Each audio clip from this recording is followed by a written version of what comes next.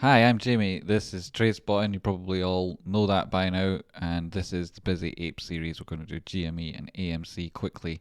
This is the 15-minute time frame. You can see I've marked out various levels of support and resistance. This bottom one is confluent with our body closes here, 157. Below that, you can see the 200 period moving average.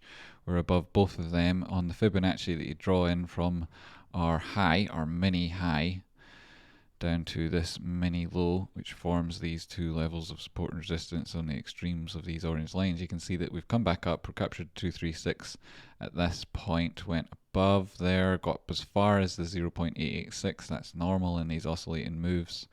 We then came back down, and the important thing to do was to hold that 236. We never got near it again. We're at the 382 and bounced back up again, recovered the golden pocket above the 618, and it looks to me like this is very positive. That right hand side being slightly lower is not the end of the world because the RSI suggested that would happen. We have come and reaccumulated above the bearish control zone. We're heading towards the bullish control zone above bearish. If we break through this 236 on this greater fib, break through this horizontal support and resistance on the left at $164, and then that would also be the 1,414 Fibonacci extension from this tiny little fib, which I'm not sure how significant it will be long term, but like you're looking up to get above an open and close on significant time frames above that 164 and change level, at which point you may then fake out and come back down if you don't break above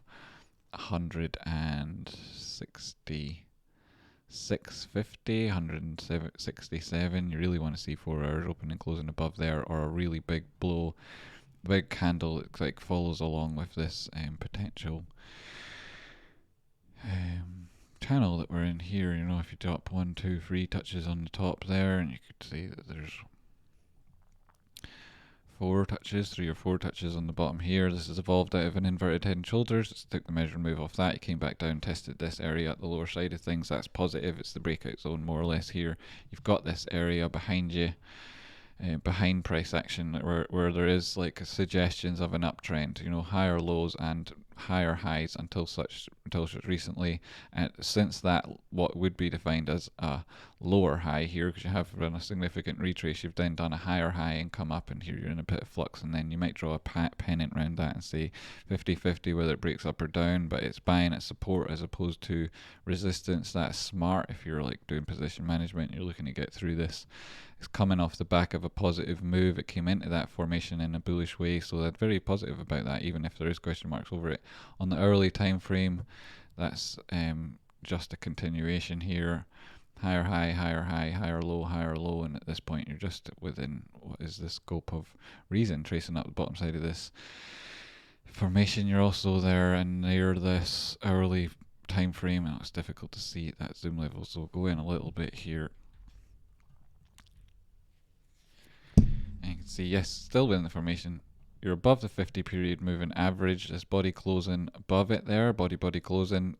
That's significant. 1, 2, 3. And then that you had a doji, so a retest of it that was successful, was very positive. To go on now and bounce off the 50 period moving average on the same timeline isn't unexpected. That's at 170.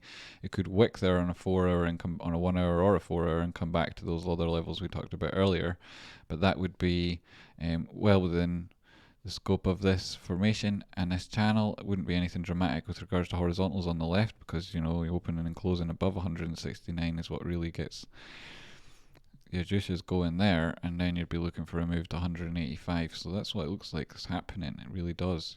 As you can see here, these lines marked out, support and resistance. I've got a clip on that coming out later on. If you remember, you'll see it. If not, it's in the live segment on Rocky Show on Monday morning, which I hope you look forward to, because there's going to be an interesting couple of weeks coming up on price action if everything goes as we've been saying over the last wee while. And you can see the opening and closing above that horizontal support line, or resistance, previously support and hopefully potentially support in future, also reclaiming this 18 period moving average and doing it at the basis line, which would be the center between these two extremes on this channel, would suggest that then prices could then go in and form a much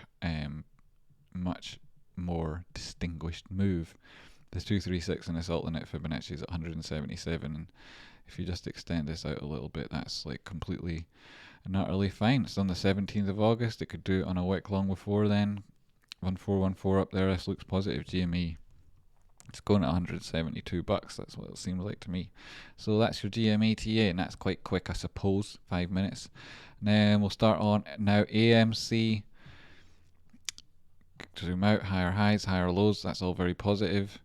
Your DI minus suggests that actually now that the downtrend is taken over on these smaller time frames, you can see you've got divergence between your RSI and your price action here. You're also at the top of a downward sloping channel. You've also failed to open and close significant time frames above this orange resistance. When you look left, you can see why that's important.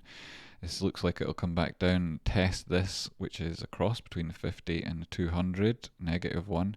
The price action at that point is likely bounce. That's 32 and spot 39. It's also your 236 retracement in this Fibonacci that you're going through from low to high at the minute. It's in within context of what's starting to show up on the chart as a bigger channel. Within that channel, you've got resistance here. We talked about how yesterday it was likely to come here and meet it. It did do.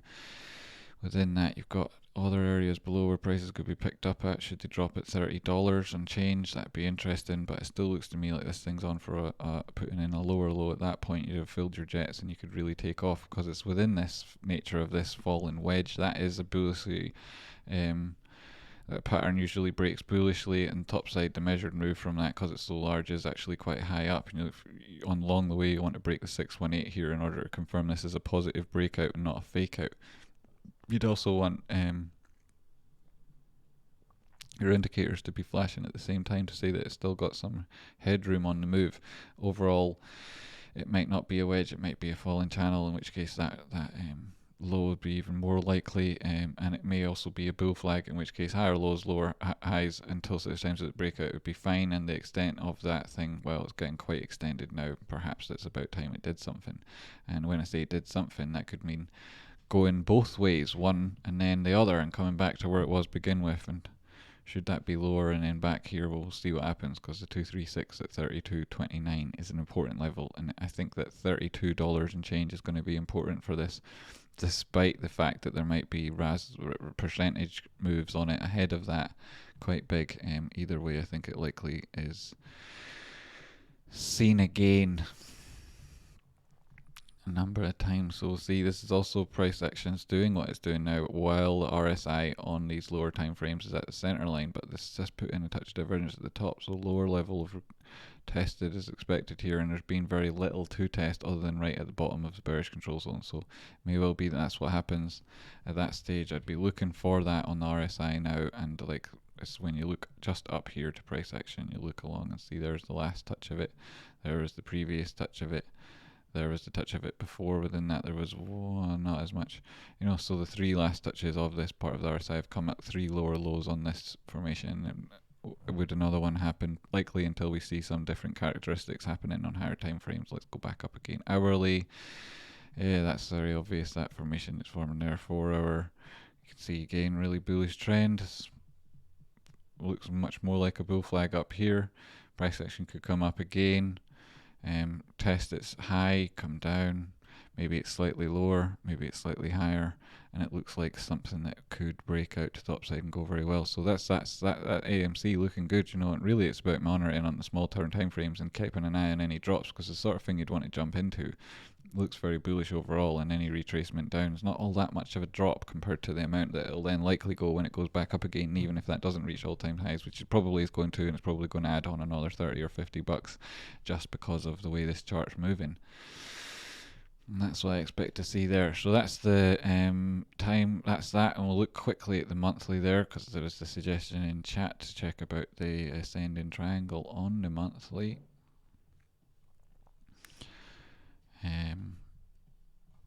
Really, when you're on the monthly, there's so many other things on the go that the ascending triangles mostly like on the weekly. On this time frame, you're actually in what's a pennant. This is your pennant. It's pretty clear there. It comes at the top of this move here.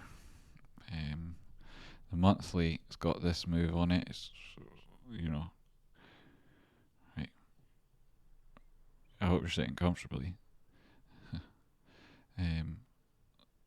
That'll take you back up to this 500, 480, $500 level, and that's just a move out of this pennant should it get above that 618 there at the top side of it. Say it doesn't get that whole move, and say it doesn't break out until then, you're still looking at 450 plus bucks. And I've been saying for ages this is going 450 bucks, and then I've been saying it likely goes to 2,450 after that, and that's what you're looking at there. You go down to the weekly, and then it's becomes slightly more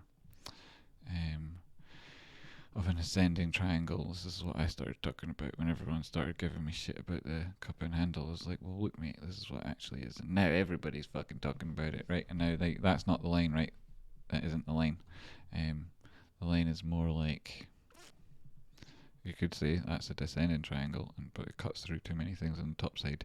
This is what I'm looking at here with regards to that body close of these two wicks, and I take it from this body close, and these two wicks touch the top of it. It's all a zone anyway, especially with the way the fuckers have been behaving up there.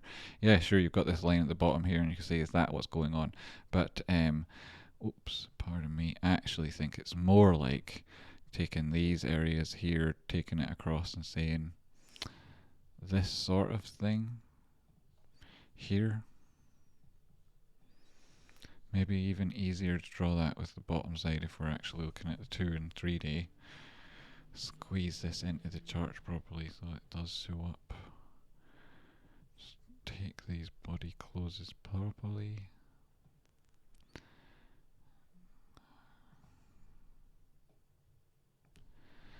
And then it's something along there, and you're catching like that side of it. It's this drop out of it. Well, not really. And you're back at the bottom side of it. It shows that this line looks to be significant now with the trace in the top of the bottom of it and catching it here. It seems to be significant to me. Having touched it once, that would constitute 2. That's definitely 3. Breakdown, retesting this area again, not just the horizontal but also the diagonal sloping line. I mean, that seems significant to me. Open and closing with inside of that, well then that would be very, very bullish. If you're looking at it on the daily time frame, and then you can get even more in on the left hand side of things and say like all of these little wicks.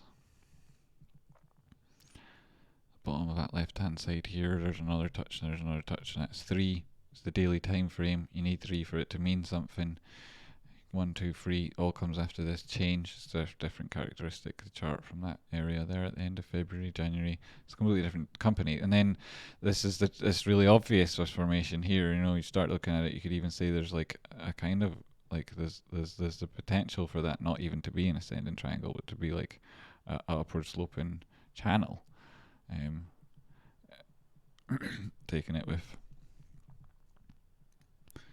these bodies this high, and you're just looking for a third touch on that, and that is the measured move of this thing. If it comes down to the bottom side of it and gets up here, you know, you're looking at it already. It's like it just draws itself, this kind of thing, as you go through the time frames and think about how price action is likely to evolve and what it'll look like in future, and you speak to your future self, and you do a thing that I've talked about many times on this channel, talk about Schopenhauer's telescope, and how's your future self going to judge the actions of your current self. Now, I've seen that very interesting and worthwhile philosophy perverted and bastardized in some sense, sort of circle jerk positivity nonsense recently on people talking about make the decision that your future self will be proud of and that, and it's like, cool, yeah, you can turn it into a tagline, you can avoid actually investigating these things, and you might never learn very much about life apart from like drugstore commercial level psychology. Truth is, you can investigate it properly and understand it properly, and you might actually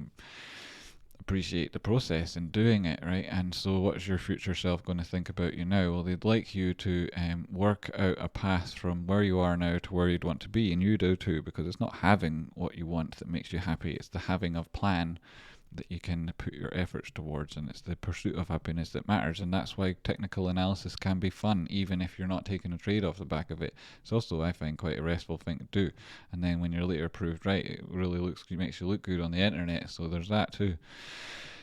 And yeah, so that's what you're looking at in this. Does it form this sort of thing? You know, is it any of the other formations we've talked about? Do you trade formations exclusively? It's really difficult to do that kind of thing and be profitable, especially if you do it on shorter term time frames. But this thing on daily time frame, with what it's done here combined with what it looks like on the log chart over this period of time, you know, like that's quite obviously accumulating at resistance, you know.